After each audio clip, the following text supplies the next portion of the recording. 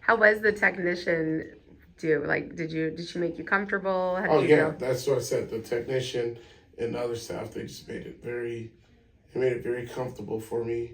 Um, you know, they acknowledge it as like, man, you can take some pain, or Yeah. I mean, you can take the heat. You know, the shrinking of the tissues. Obviously, the hotter the laser is, or the warmer the laser rays are, the more tissue that is shrinking.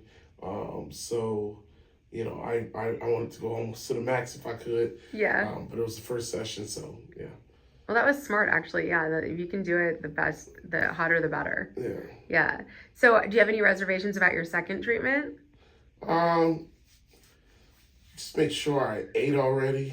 Yeah. Um, because they just told me right now. By the way, guys, there's a Hooters across the street.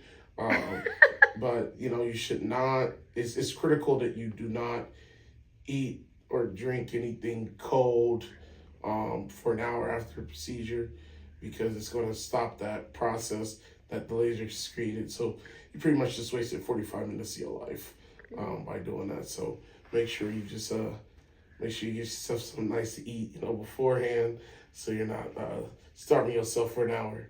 But I'll be alright. Yeah. Okay.